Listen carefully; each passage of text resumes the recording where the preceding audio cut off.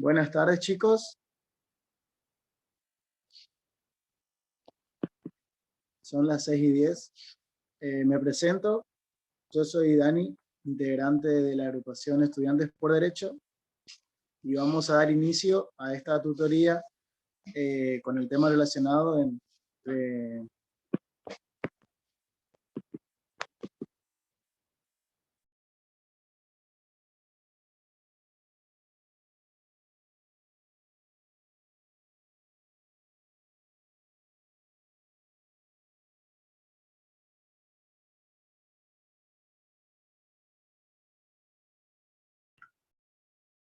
Buenas tardes, se ve que a Dani justo se le cortó el Wi-Fi. Vamos a ir arrancando con la actividad del día de hoy. La idea es arrancar y agradecemos la presencia de la profesora en Ciencias de la Educación, Elena Benítez, por brindarnos este tiempo para comentarnos sobre distintas técnicas y métodos de estudios, como también de elaboración de resúmenes. Y la primera etapa de esta charla sería la exposición de la profesora, para así también al finalizar la charla comentar sobre el desarrollo de una mesa libre en nuestra Facultad de Derecho. Al finalizar, Dani, Omi, Leisa, Hugo, los compañeros de Estudiantes por Derecho que estamos presentes, vamos a comentarles cómo es el desarrollo. Pero primeramente, reitero, vamos a comenzar con las técnicas de estudio y elaboración de resúmenes.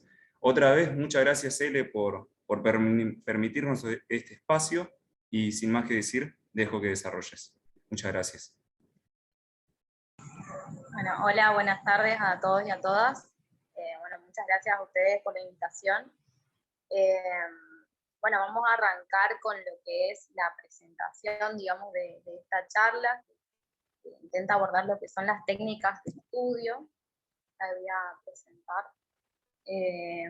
Que, bueno, yo titulé, digamos, como lectura profunda y elaboración de resúmenes, digamos, teniendo en cuenta esta técnica de estudio en particular. Bueno, por ahí antes de arrancar con la presentación, estimo que, bueno, que por ahí la mayoría de los participantes de la charla están o en los primeros años quizás de la universidad, y por ahí se habrán dado cuenta, o quienes sean ingresantes van a advertir, si se quiere, que el estudio dentro de la universidad se diferencia quizás un poco de lo que es el estudio en otros niveles del sistema educativo, en secundaria, por ejemplo, que es como la antesala, digamos, en la universidad, en cuanto a algunas cuestiones que tienen que ver con la profundidad de los contenidos, a diferencia quizás de las generalidades que se llegan a estudiar, digamos, las disciplinas en otros niveles. Entonces, el estudio requiere de un tipo de organización y de prácticas, digamos, que son diferentes en cuanto bueno, a poder realizar un aprendizaje significativo.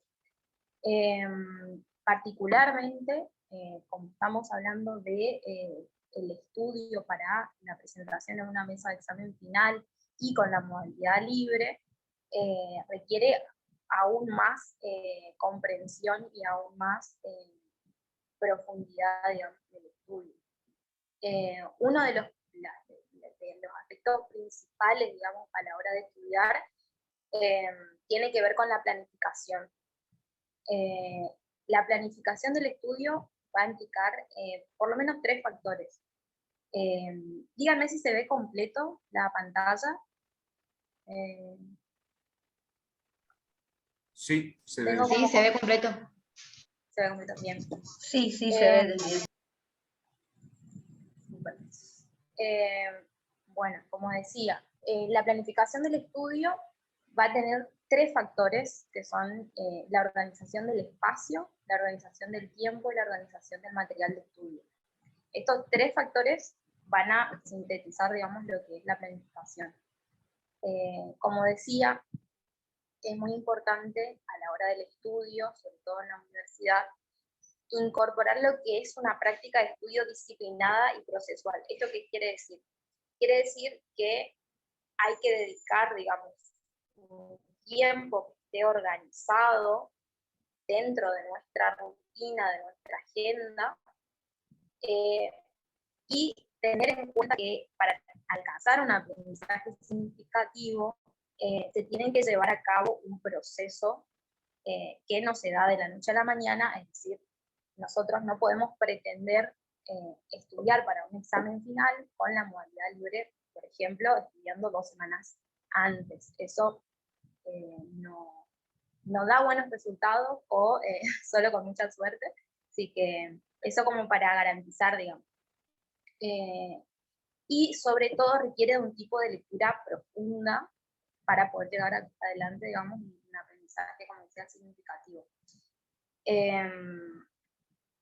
Bueno. En la universidad nos vamos a encontrar con un tipo de lectura académica. ¿Por qué? Porque vamos a trabajar con textos que son de tipo académico. Estos textos revisten cierta complejidad porque son capítulos de libros, ensayos, artículos científicos. Como decía ahí, tienen un lenguaje que es alejado del habla cotidiana, donde se presentan posturas, discusiones entre diferentes autores, donde hay una coyuntura, un contexto socio-histórico, cultural, político, económico, que requiere, digamos, para la comprensión una articulación, una reflexión, una síntesis, una contextualización. También, digamos, requiere un tipo de lectura que sea comprensiva y a la vez productiva. ¿Esto qué quiere decir? Nosotros no solamente vamos a tratar de entender lo que está escrito, sino también vamos a tratar de producir algún tipo de escrito, por ejemplo, en un examen parcial escrito o final, y también un tipo de expresión oral que dé cuenta, digamos, de lo que está entendido. Y para ello es importante adquirir, digamos, herramientas, estrategias de lectura que posibiliten esto que sería o se llama como una práctica lectora profunda. Leer es un acto procesual, como venía diciendo, que implica la recuperación de información previa sobre el tema, que esto se conoce como conocimiento previo,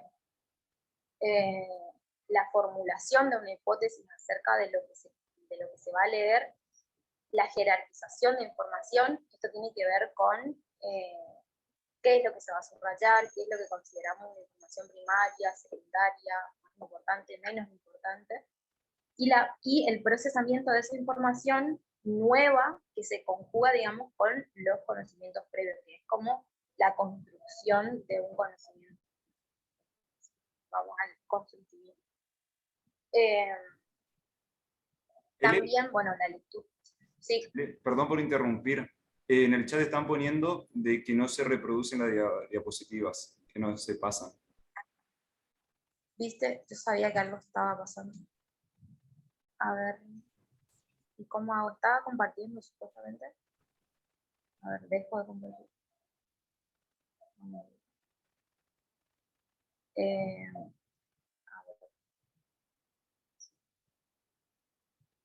Ahí se ve. Sí, Sí. Igualmente comentamos que esta diapositiva con toda la información, en caso que la precisen, nos escriben al privado, a cualquiera de estudiante por derecho, cualquiera de las UPI, y se lo pasamos al finalizar la charla. Sí, por ahí un poco para bueno, la diapositiva, el PowerPoint se puede compartir, y por ahí como para repasar, digamos, un poco lo que venía diciendo, que por ahí con la apoyatura visual que no tuvieron, capaz se perdieron un poco.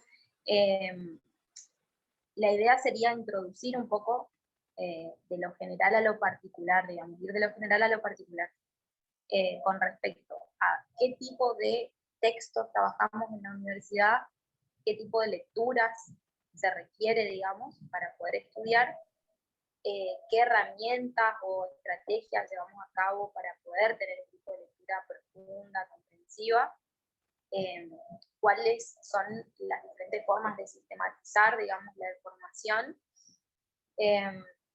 Y para finalizar, digamos, por ahí algunas recomendaciones con respecto a cómo prepararse para la instancia escrita, para la instancia oral, digamos. Así que un poco esa es la idea de la charla. Y cualquier cosa pueden ir consultando por chat. Por ahí si alguno me puede ir diciendo si hay alguna consulta, buenísimo. Así que, bueno, por ahí venía diciendo que la lectura, bueno, es un acto reflexivo, donde se conjugan 3 temporalidades en un mismo momento, que es lo que venía diciendo, los conocimientos previos, evoca vivencias pasadas, un momento presente, digamos, los conocimientos presentes, exactamente qué es lo que estamos leyendo en ese mismo momento, y la proyección a futuro, que es la hipótesis de la lectura. La lectura también es un ejercicio, implica, digamos, un ejercicio de comunicación entre el texto y el lector, donde el lector tiene que inferir, suponer y completar lo no dicho por el autor, donde se tiene que contextualizar y establecer relaciones entre el texto y el autor y otros autores.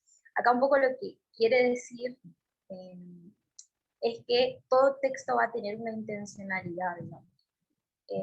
Hay algo que el autor va a querer decirnos a través del texto, y hay una interpretación sobre lo que el autor quiere decir que tiene que hacer el lector, digamos. Y esto lo vamos a lograr, digamos, esta interpretación vamos a lograr a partir de una contextualización, por ejemplo, de lo que piensa el autor. Si nosotros comenzamos a leer y investigamos acerca de qué corriente de pensamiento es la que adhiere ese autor, vamos a entender dónde está parado, entonces estamos contextualizando al autor y por ende lo que nos quiere llegar a decir. O la época en la que escribe, o los conceptos que utiliza. O el mismo capítulo dentro de un libro, digamos, si lo contextualizamos así, hay distintas maneras, pero eso quiere decir. Y bueno, vamos a relacionar, digamos, estas ideas. Por otra parte, la lectura también es una praxis social, una práctica social, digamos, que está determinada histórica y culturalmente. Bueno, como saben, digamos, la escritura nació en un determinado momento de la historia, por ende también la lectura, la lectura no siempre fue para todos, sino que siempre empezó a ser una posibilidad, digamos, a partir de la institución pública. Antes era un privilegio, digamos, de algunas clases sociales. Al mismo tiempo, en nuestra cultura en particular, digamos, implica una práctica silenciosa, solitaria, de quietud, de tiempos específicos, requiere una dedicación exclusiva. Por ahí, una de las cuestiones que es importante, digamos, muchos, por ejemplo, estudian con música. O sea, yo particularmente creo que la lectura implica, digamos, o requiere de cierto silencio, de estar sentado, sentada, con el material, de un tiempo que esté ya previamente organizado en una agenda, que eso quiere decir, bueno, esta de la cuestión de la dedicación exclusiva, de que cuando uno está leyendo generalmente no está haciendo un deporte, no está escuchando música o no sé, yéndose a otro lado, generalmente uno lee exclusiva, hace esa práctica exclusivamente. Bueno, para por ahí ahondar un poco más en esto, tenemos una primera tarea, si se quiere, al momento de leer, que tiene que ver con poder identificar, al abordar un texto,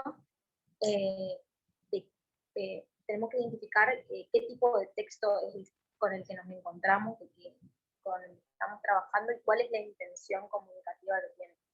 Entonces, de los que nosotros conocemos, tenemos los textos explicativos, argumentativos, periodísticos, literarios.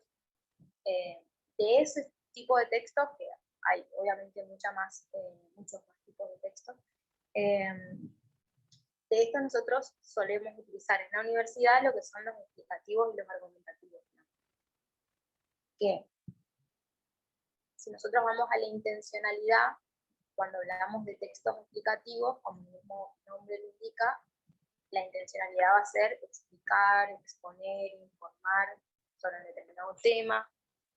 Vamos a ver también que el autor, el sujeto, digamos, establece una distancia entre el tema y su posición. No aparece la posición del autor, solamente lo que va a aparecer es la explicación, como que solamente va a presentar, por ejemplo, va a estar diciendo, bueno, Marx piensa esto, señala esto, y en ningún momento va a aparecer la posición del autor diciendo, en cambio yo pienso tal cosa, o adhiero o estoy de acuerdo con esto que propone Marx. A diferencia de un texto argumentativo donde justamente la intencionalidad va a estar en argumentar sobre un tema o un problema, y donde se propone persuadir, es decir, convencer al lector que esa posición que establece el autor es la válida, es la más razonable, la más lógica, la mejor posición frente a otras posiciones. Entonces aparece la postura del sujeto y el diálogo con otros autores en quienes se va a apoyar o con quienes va a discutir, digamos. Bueno, los textos académicos requieren, digamos, hay cosas que voy a ir repitiendo, pero porque me parece importante señalar para que realmente haya un tipo de lectura comprensiva, digamos, una lectura reflexiva, crítica, tiempo, dedicación, explicación, organización. Bueno, se deben implementar, como dice ahí, estrategias de lectura que contribuyan a consolidar una lectura profunda y productiva. Y algunas de estas estrategias las vamos a empezar a ver por ahí como algunas consideraciones con respecto a qué se necesita, digamos. Vamos a necesitar tener un ambiente facilitador de la concentración, que era esto que decía al principio como uno de los factores más importantes a la hora de planificar el estudio, tener un espacio de estudio que favorezca esto, estar concentrado, concentrada, organizar el material y los tiempos de lectura, leer en el caso de que el docente haya facilitado algún tipo de guía de lectura, o armar, en el caso de que no lo haya facilitado, una guía de lectura, preguntas orientadoras, sistematizar la lectura a partir de esquemas, cuadros, resúmenes, y consultar, por ejemplo, en diccionarios, en páginas web, con respecto al vocabulario o a referencias dadas por el autor, sobre, no sé, cuestiones que sean de época, palabras desconocidas, referencias, sobre otros conceptos que hayan utilizado otros autores.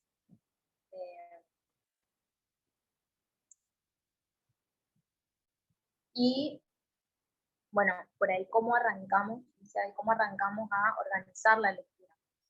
Es muy importante, como decía al principio, o sea, por eso estábamos viendo un poco los tipos de texto, es importante identificar de qué tipo de texto, con qué tipo de texto estamos trabajando y cuál es el propósito del mismo, esto de cuál es la intencionalidad, si es convencernos de algo, si es explicar solamente, eso es como importante, digamos, porque de esa manera vamos a estar comprendiendo el hilo conductor del texto. Analizar la estructura interna del mismo, esto que quiere decir, o sea, nosotros al hacer una primera mirada, digamos, vamos a ver si la primera parte, por ejemplo, generalmente todos los textos tienen una introducción, un desarrollo y una conclusión. Entonces, a partir de eso vamos a ver hasta dónde está introduciendo el autor, dónde está el desarrollo, que generalmente en el desarrollo están las ideas principales, y la conclusión, donde generalmente está la síntesis de lo más importante, digamos, de lo que quiere decir. Y advertir, digamos, el tema global. Entonces, por ejemplo, en los textos explicativos vamos a responder a la pregunta de qué trata el texto, los subtemas, cuáles son esos aspectos más importantes del tema que se desarrolla.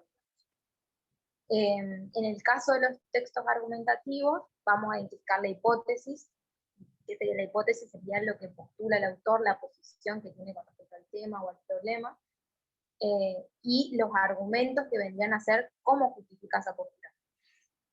Cuáles son los elementos, los datos, los hechos que utiliza para poder justificar esa postura. Bueno, como decía, la cuestión esta de las guías de lectura es también bastante importante. Por ahí, si no la provee el docente, es importante poder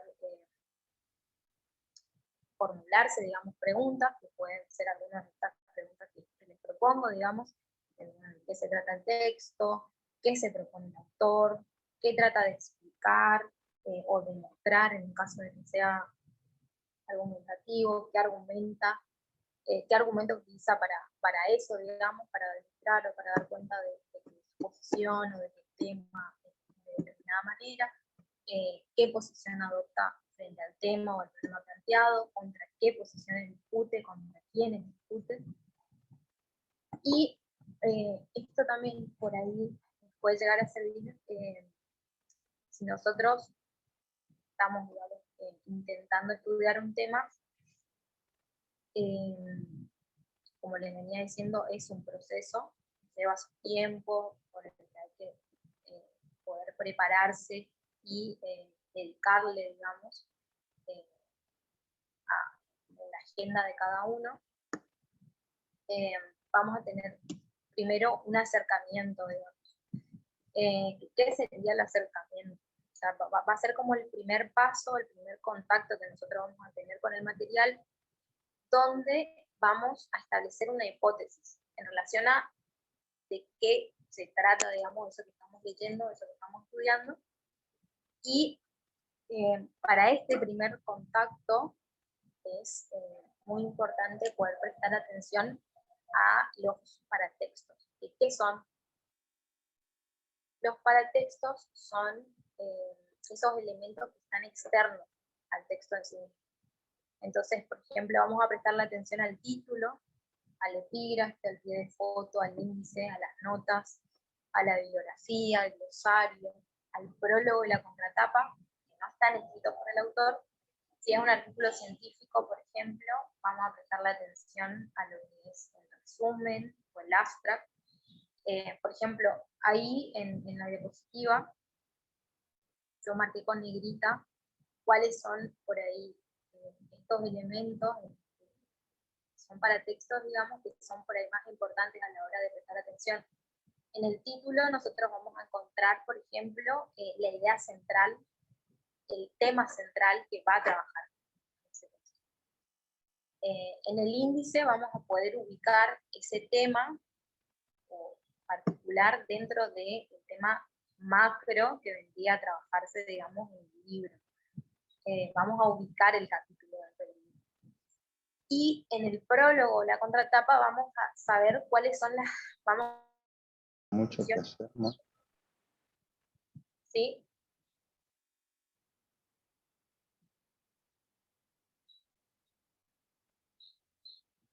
No sé si alguno tenía alguna consulta, si no sigo.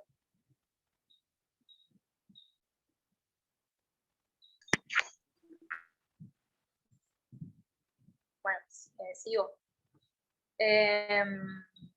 Como venía diciendo, por ahí en el prólogo o la contratapa vamos a encontrar lo que son las concepciones del autor o la escuela de pensamiento. O sea, vamos a ubicar al autor para poder comprender, digamos, en qué lugar está parado para poder entenderlo o entenderla. Y este primer acercamiento es por ahí eso que se parece mucho, digamos, a lo que nosotros hacemos cuando vamos a comprar un libro, que lo que hacemos es, bueno, mirar la tapa, la contratapa, el título, a ver si nos toma la atención, a ver de qué se trata, digamos. Vemos el índice, a ver cuáles son los capítulos que tiene, qué temas se trabajan, o cómo están relacionados, por ahí. Hacemos como ese ese primer contacto y tenemos como una idea vaga general de qué es lo que se va a tratar. Ese sería como el primer paso. Después hacemos una primera lectura, que es un paneo general, una lectura superficial, como dice ahí, y una recomendación por ahí para esa primera lectura es que no es necesario quizás detenerse tanto, sino tratar de comenzar y finalizar la lectura, incluso si al principio uno no llega a entender de qué se trata, o sea, para dónde más o menos va, la idea es seguir leyendo, seguir, hasta adentrarse en la lógica del texto y tener una idea vaga general de qué es lo que se trata.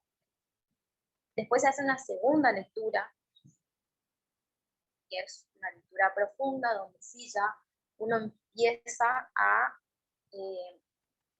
identificar cuáles son las ideas centrales.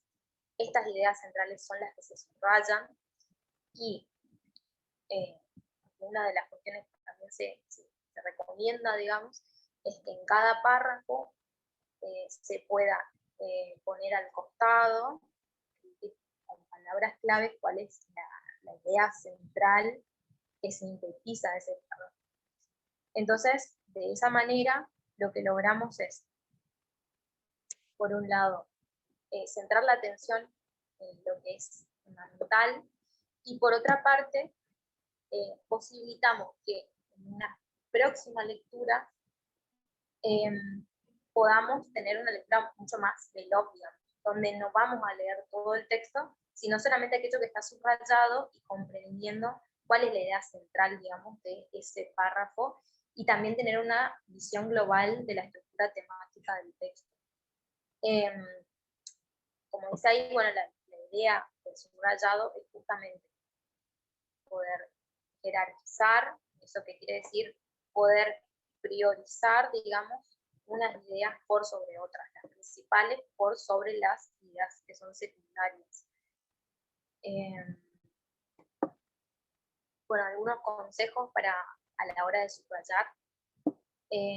Como dice ahí, se deben, esto lo sabemos todos, pero siempre hay un problema, digamos, porque siempre se escucha, digamos, que algunos subrayan todo, o no saben por identificar cuál es la idea central para poder subrayar, y esto que decimos, bueno, las ideas que se subrayan son las esenciales. Para reconocerlas, lo que se recomienda, digamos, y lo necesario es tener presente cuál es el tema que indica el título y el subtítulo. Entonces, por ejemplo, si nuestro título es los textos, entonces generalmente vamos a suponer, digamos, que las ideas centrales van a ser, por ejemplo, la historia de los textos, el concepto de textos, las características, los tipos de textos, las características de los tipos de textos, y así sucesivamente. Esas van a ser las ideas centrales que nosotros vamos a poder marcar, si se quiere, subrayar. Todo lo demás que puede llegar a ser secundario, digamos, no es necesario subrayar. A ver, bueno, hay que leer identificando el tema central de cada párrafo y expresarlo al costado en pocas palabras, digamos, que esto de las notaciones marginales, las palabras claves. Hay que subrayar la menor cantidad de palabras posibles o de frases posibles, de modo de que se puedan resaltar, destacar, digamos, estas palabras del resto del texto. O sea, no sirve subrayar todo, sino que hay que tratar de subrayar lo menos posible. Se subrayan las ideas centrales una sola vez, es decir, si se repiten, lo ideal es poder elegir, digamos, buscar cuál de esas expresiones que nosotros consideramos que son centrales es la más clara y la más precisa de todas estas que son similares, y elegir una de ellas. Y bueno, subrayar frases o palabras depende por ahí del criterio personal de cada uno, pero sí es importante, o se recomienda que si comenzamos a subrayar frases, que tengamos, digamos, el mismo criterio para todo el texto. Subrayar siempre frases o subrayar siempre palabras, digamos, porque eso nos facilita después a la hora de sistematizarlo en un esquema, en un mapa conceptual, poder, digamos, hacerlo de la mejor manera. Bueno, es importante también priorizar las ideas por sobre los ejemplos que los ilustran. Eso, ¿qué quiere decir? Por ahí hay autores que para darse a entender, dar a entender una idea, un concepto, utilizan algún ejemplo. Lo importante es la idea que intenta transmitir y no el ejemplo. Por eso lo que se recomienda es tratar de justamente comprender cuál es el sentido de ese ejemplo, que es un recurso, digamos, y sobre esa idea ahí elaborar un concepto o una idea o una palabra clave que ilustre, digamos, esa idea que intenta señalar. Y bueno, como ya venía diciendo, la cuestión de las notas marginales es lo que nos permite tener un vistazo general de la estructura temática. Bueno, pasamos como a la parte de la sistematización, que es el siguiente paso, digamos, veníamos diciendo. Hacemos primero un acercamiento al texto, después hacemos una primera lectura, una segunda lectura, con subrayado, con notas marginales, y después pasamos a la etapa de la sistematización. Acá lo dividí en dos partes. Primero lo que tenga que ver con los esquemas, mapas conceptuales, y luego lo que viene a ser los resúmenes, por ejemplo. ¿Por qué? Porque si nosotros queremos realizar un resumen, generalmente nos conviene, para poder tener en claro, digamos, cuáles son las ideas más importantes, cuáles son las secundarias, y cuál es el orden que queremos establecer para relacionar esas ideas, lo que nos conviene es primero hacer un esquema. Entonces, decimos, bueno, es la base para realizar un resumen, se efectúa, o sea, un punteo del contenido temático de cada sistema expresado, una frase sintética o palabra clave. Es un medio para visualizar las ideas o conceptos de forma gráfica, digamos. Eso también nos permite, si nosotros tenemos, por ejemplo, una memoria visual, tener como esto mucho más, digamos, nos permite poder recordarlo, digamos, con más facilidad. Y, bueno, también poder ver, digamos, cuáles son las relaciones lógicas que se establecen entre las ideas. El esquema, acá también lo divido, digamos, está por un lado lo que es un esquema conceptual, un esquema de ideas, digamos, y lo que son los mapas conceptuales. Si bien son similares, hay cuestiones pequeñas, digamos, que se diferencian, que tienen que ver con que, bueno, el esquema está caracterizado, digamos, por verse gráficamente de forma horizontal. Puede, acá dice, bueno, va de izquierda a derecha, puede ir de derecha a izquierda. Lo importante, sobre todo en lo que respecta a un esquema, es poder hacer una jerarquía, digamos, o sea, que vaya de lo general a lo particular, de lo más importante a lo menos importante, y que se pueden utilizar frases o oraciones, en este caso, y se relaciona, digamos, una oración por sobre otra a partir de llaves. Entonces van a tener las ideas más importantes de un lado, se van a hacer una llave, se van a colocar otras ideas que son menos importantes que la idea principal, y así sucesivamente. Y en el mapa conceptual requiere, digamos, otro tipo de complejidad. Se caracteriza por tener una organización vertical, a diferencia del esquema, que es horizontal. Su contenido también es jerarquizado. ¿Pero por qué es más complejo? Porque en vez de utilizar frases, se utilizan conceptos o palabras claves que van a estar conectados, digamos, a partir de flechas y de líneas que a su vez van a tener conectores, o proposiciones o palabras claves. También, bueno, para cada idea central se utiliza un rectángulo, un recuadro, un círculo, y, bueno, no contienen oraciones, sino palabras que conforman un concepto. Pasando, digamos, a otro nivel, esto de la sistematización de la lectura, vamos a tener lo que es el resumen. Que no es muy extenso esto porque, bueno, implica básicamente la reducción del texto, o sea, sí, reducirlo, digamos, la mayor cantidad en términos de páginas o de palabras, respetando el sentido de lo que quiere decir el autor. Para eso es muy importante poder comprenderlo, no cambiar lo que quiere decir el autor, ni su posición, ni lo que intenta explicar, ni nada. Tiene que respetarse exactamente qué es lo que quiso decir, y usando las palabras del autor. Bueno, para eso se articulan, digamos, los sistemas con conectores, que puede ser, por ejemplo, en primer lugar, en segundo término, en función, es decir, en consecuencia, etc. Hay un montón de conectores que pueden buscar, digamos.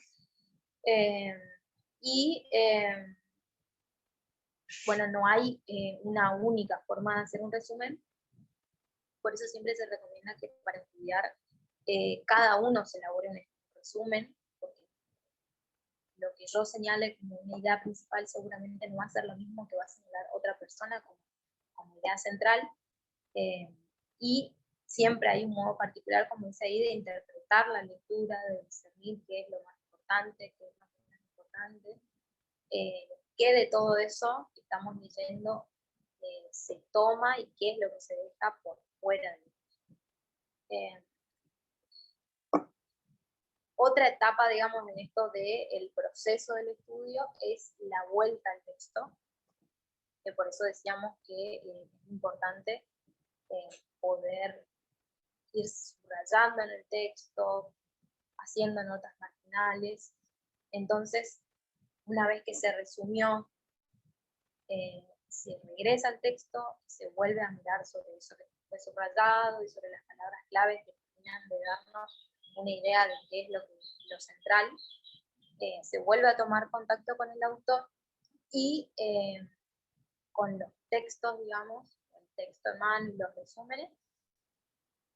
Lo que yo recomiendo es poder contar, digamos, en voz alta, porque eso nos permite, digamos, a nuestra memoria auditiva poder recordar de mejor manera qué es lo que nosotros estamos estudiando, de qué se trata el texto, qué subtemas son los que se desarrolla a partir del propio lenguaje, es decir, con nuestras propias palabras, y si es posible, que por ahí algunos capaz no quieran, resulta difícil,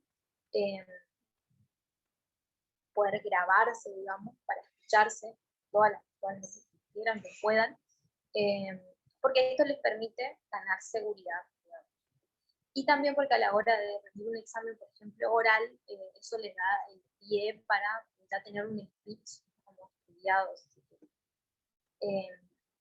Esto de, bueno, de utilizar el propio lenguaje tiene que ver con esto de poder reapropiarse del texto, es decir, como explicar, digamos, con las propias palabras.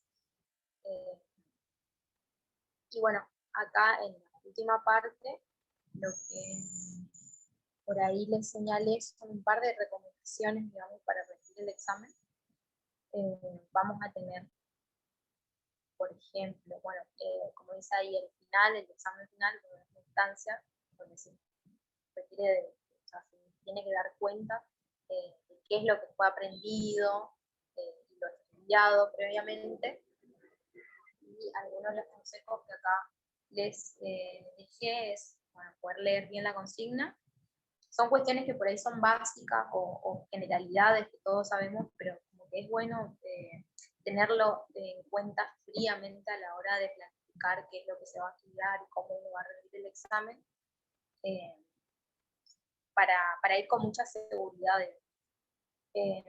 Bueno, esto de leer bien la consigna, calcular el tiempo que se va a dedicar a cada pregunta, para poder contestar todas. Entonces, si nosotros tenemos 2 horas, tenemos 5 preguntas, tratar de distribuirlo o equitativamente o de acuerdo a la complejidad que requiere cada respuesta.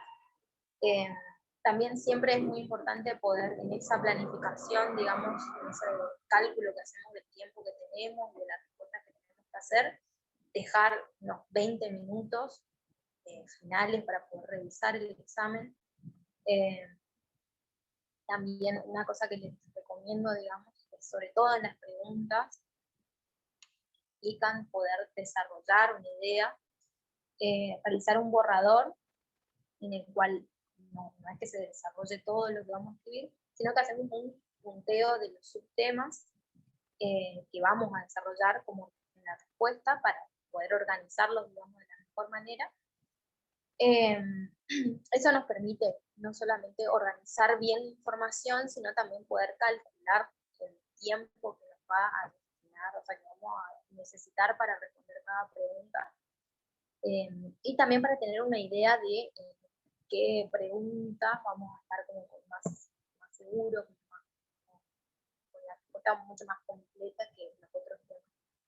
En el caso de, por ejemplo, que tengan que hacer tanto una instancia escrita como una instancia oral, entonces desarrollan todo lo que pueden, y en aquellas preguntas que ustedes ven que están un poco más incompletas, digamos, poder profundizarla en el periodo previo, digamos, al ingreso de rendir el examen oral. Para evitar los bloqueos o esos puntos vacíos, obviamente en blanco, si por ahí alguna de las consignas no se acuerdan de cómo responder, o no saben cómo empezar a desarrollar, directamente pasar a la siguiente instancia, digamos, y responder una vez que las demás preguntas fueron resueltas. En el caso del examen escrito múltiple choice, es importante poder leer atentamente la consigna, las otras también, y las variables de las respuestas, con mucha tranquilidad y concentración. Y en esto, por ahí yo me quiero detener porque generalmente se piensa, digamos, que para los exámenes que son múltiple choice, lo mejor es la memorización. Y en realidad, lo mejor que se puede hacer, digamos, para poder ir bien en un examen de estas características es justamente ir más, por un estudio de tipo comprensivo. Porque lo que hace es, o sea, desafía, si se quiere, la lógica. Entonces cada uno tiene como que utilizar la lógica para poder saber cuál es la respuesta correcta, digamos. También porque si nosotros vamos por la memorización, con una palabra que nos olvidemos, se desestabiliza el examen, digamos, por la cuestión de los nervios, y la cadena, digamos, que eso desencadena a partir de ponerse nervioso y no saber, digamos, cómo continuar. Entonces, lo mejor que se puede hacer, digamos, en ese sentido es tratar de entender, digamos, cada concepto y cuál es la idea central, el sentido que tiene cada concepto a la hora de buscar la respuesta correcta. Vamos a saber que por más que hayan cambiado la palabra, que no sea tal cual a la palabra que está en el libro, capaz es una palabra que es un sinónimo, es exactamente lo mismo a lo que estudiamos, pero con otras palabras. Por eso como que es importante poder estudiar comprensivamente. Y bueno, otras recomendaciones para el escrito, digamos, la idea sería contestar lo que se solicita, o sea, si sobra tiempo y la consigna lo habilita o el docente lo habilita, dar más información, o sea, información secundaria. También se recomienda ir de lo general a lo particular, es decir, la idea principal, y lo particular vendrían a ser, por ejemplo, los detalles o los ejemplos, bueno, utilizar las propias palabras, obviamente palabras técnicas, formales, específicas del campo, pero las propias palabras, digamos, que den cuenta de la comprensión de lo estudiado, y bueno, contextualizar, como decía, y ubicar los autores en la escuela de pensamiento, o en la época, o la posición política, en el caso de que eso sea importante. Desarrollar cada uno de los conceptos que se mencionan, es decir, no dar por sabido, sino explicitar cada idea, cada concepto, estar bien claro. Y bueno, revisar, hacer una revisada final, digamos, que es lo que decía antes, digamos, esto de poder dejar un tiempo, los últimos 20 minutos, para poder revisar el examen, y no apurarse en entregar. Entonces, si nos dan 2 horas para el examen, utilizar esas 2 horas, aprovecharlas, organizarlas, y asegurar, digamos, que el examen está completo, que responde exactamente a cada una de las consignas, es decir, que es acorde a lo que nos piden, no que malinterpretamos la consigna, por ejemplo, que está bien escrito, que no tiene errores de ortografía, lo que sea, pero es bueno hacer esa última revisión para estar seguros y seguras de que se sabe, o que se está dando cuenta de lo que se estudió. Y bueno, para finalizar, digamos, en el caso de la instancia oral, digamos, del examen, es importante, digamos, poder plantear de forma escrita, a través de un punteo, la escritura, el discurso oral. Por ahí, si no tenemos la instancia escrita previamente a la instancia oral, igual es importante poder hacer esto, de plantear los temas en un borrador, porque bueno, eso nos posibilita, digamos, tener un orden mental para ir diciendo. Por ahí, si ya hicieron esto de poder grabarse, estudiando el resumen, ya eso les va a facilitar, digamos, les va a dar mucha seguridad a la hora de hacer la exposición, que bueno, que sería como el segundo paso. O sea, primero planificamos la exposición, después ensayamos, esto de poder decir en voz alta cuáles son las ideas principales, la postura, los sistemas que desarrolla, las conclusiones a las que se llega. Si piden, por ejemplo, comentario final o una opinión del tema, ya tenerlo también preparado y todo eso, y poder decirlo en voz alta para tener, digamos, como una práctica, digamos, de cómo uno se desempeña oralmente. Y en el momento de la exposición, procurar, digamos, que esta exposición sea clara, que sea precisa, que pueda dar cuenta de lo trabajado, que, bueno, esto de poder estar concentrados y concentradas en lo que se está diciendo en ese momento de forma pausada, de plantear las ideas siguiendo el orden que se había planeado, que se había planificado. Y en el caso de que se formulen las preguntas, obviamente poder escuchar atentamente, con mucha concentración y con mucha tranquilidad de que se estudió, a lo que se interroga, y intentando también de esa manera no evadir la pregunta, o sea, contestar exactamente qué es lo que nos están preguntando, y por otra parte no irse por las ramas.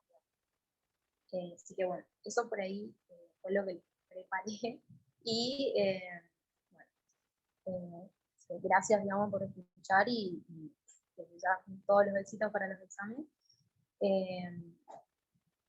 También, ahora creo que siguen los chicos, digamos, Javi.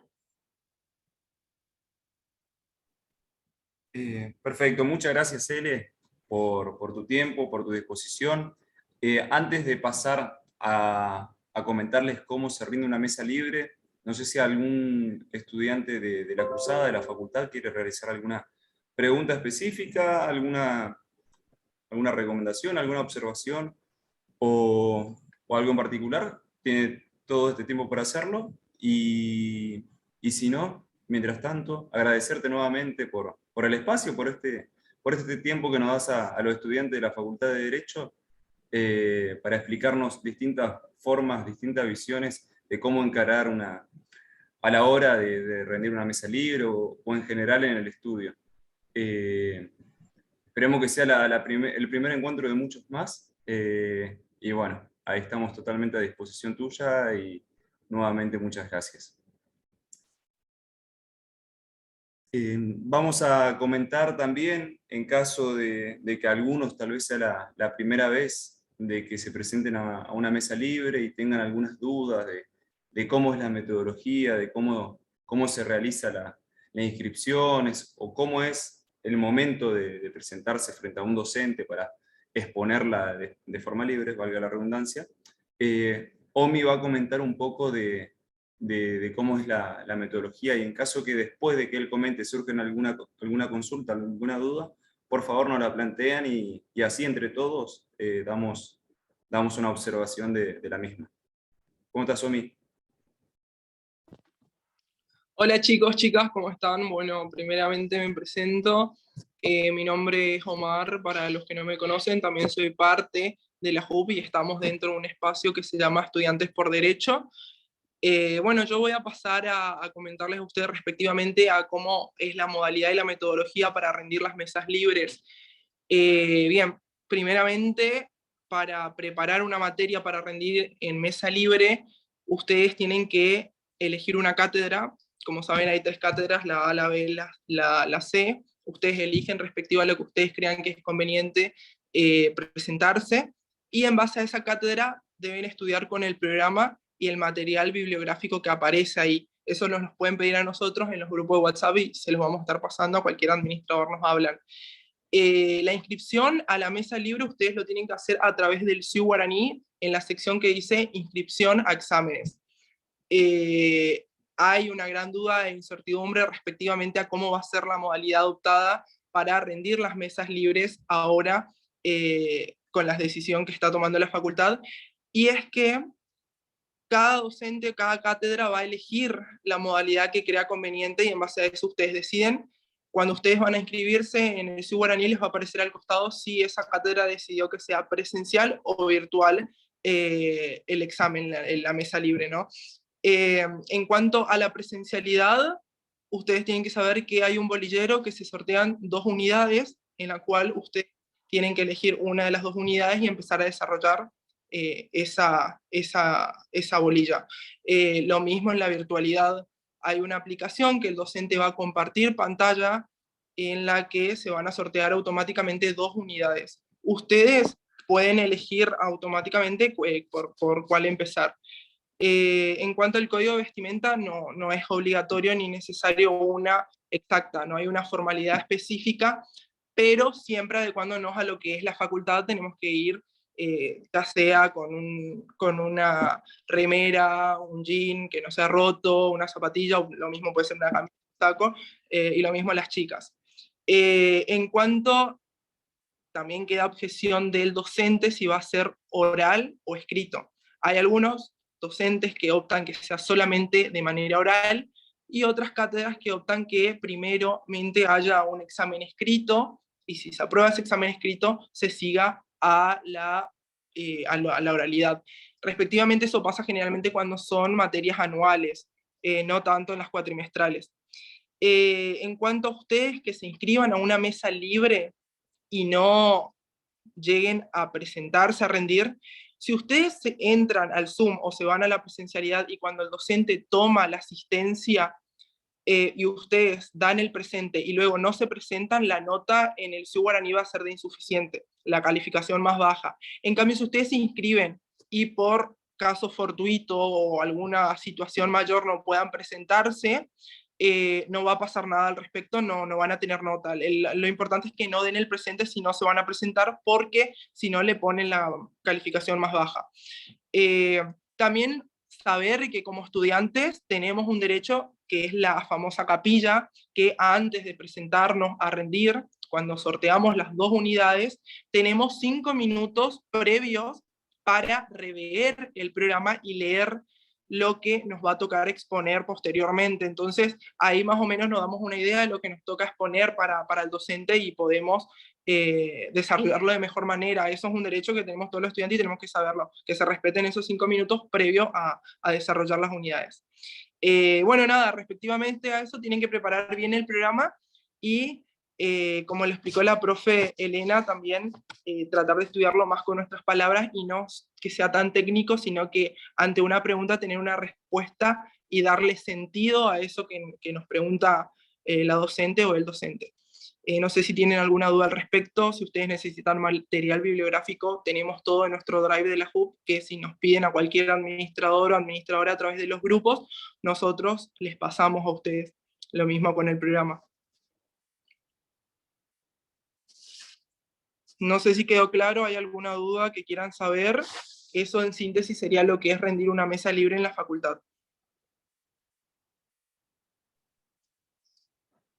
Sumando, Omi, a lo que vos estabas comentando muy bien, comentarles que este llamado de febrero y de marzo, repetir, va a realizarse de forma híbrida. Al momento de nosotros inscribirnos, tenemos la opción de que si queremos que sea presencial o virtual. La mayoría de los docentes optaron o optan por la opción virtual para esta mesa de febrero, pero así también, dependiendo de la materia, puede ocurrir que le aparezcan 2 opciones, para presentarse o presencial o bien virtual. Y todo eso es al momento del CIU Guaraní. La hora de la inscripción es desde el CIU Guaraní, tenemos tiempo desde una semana y media, una semana antes de la mesa, hasta las 16 horas antes del día hábil, es decir, si la mesa es el lunes, tenemos tiempo hasta el viernes a las 16 horas para inscribirnos. Por el CIU Guaraní, en la pestaña donde dice inscripción a exámenes, buscamos la materia que deseamos y nos podemos inscribir. En caso de cualquier tipo de consulta, si quieren plantearla ahora, o si no, me dejó su número de teléfono, o cualquiera de los chicos y chicas que conozcan de Estudiantes por Derecho también le pueden consultar.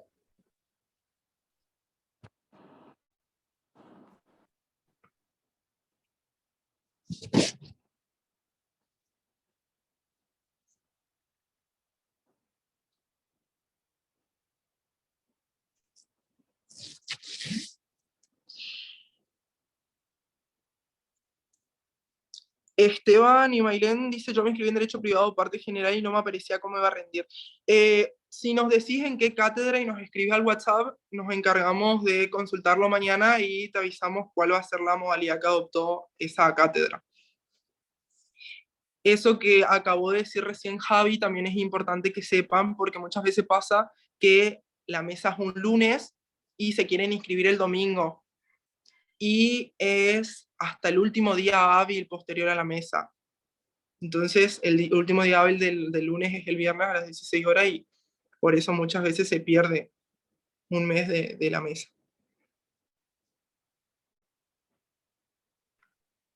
Y también volver a recalcar lo que vos dijiste, de que podemos inscribirnos en la mesa libre. El tema es que si después no nos queremos presentar por X motivo, no demos el presente, porque si no nos van a bajar el promedio.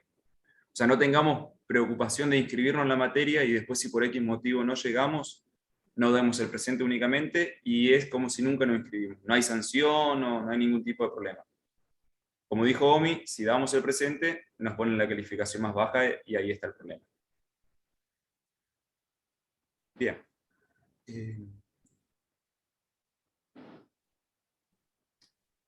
Danuso, a lo sumo para esta mesa de febrero, va a dar la opción si uno quiere virtual o presencial. Todos los docentes van a brindar esa opción. La mayoría opta por la virtualidad, pero después a lo sumo el estudiante puede elegir cuál de las dos. Para esta mesa, posiblemente la de marzo, nos estuvieron comentando, y para después de las mesas de marzo se estima en realidad, de que va a volver la presencialidad en las mesas libres. ¿Cuánto tiempo en la capilla tenés? 5 minutos aproximadamente uno tiene.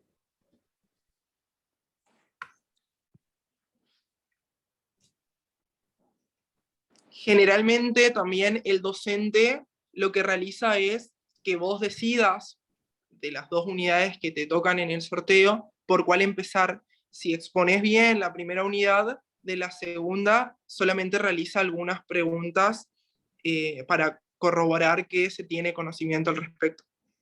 Pero es importante desarrollar bien la primera unidad, que comenzamos con todo el conocimiento que tengamos de esa bolilla.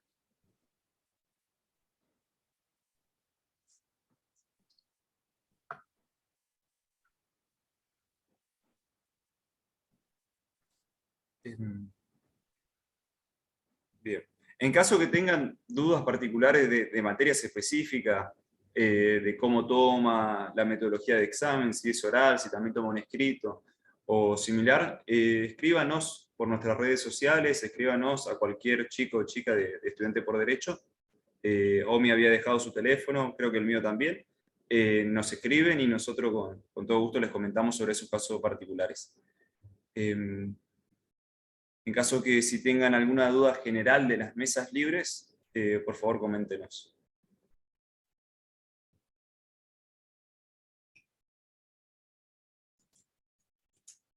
Bien. En caso contrario, mi teléfono... Omi, ¿puedes escribir, por favor? Porque estás con la compu. Tu teléfono. Bien. Entonces damos por finalizada la charla.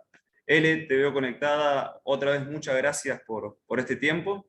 Esperemos que sea uno de los tantos encuentros que se vengan, y así también nos ha servido a todos los que estuvimos presentes. Gracias a todos los compañeros y compañeras de cursada, de la facultad que estuvieron presentes, y también esperamos que les haya sido de ayuda, y éxitos en las próximas mesas libres que se estén presentando. También comentarles de que el viernes vamos a estar dictando una charla de oratoria, que también les puede servir mucho para cómo encarar una mesa libre, y en general también de cómo encarar para hablar en público. Bueno, hasta luego, muchas gracias.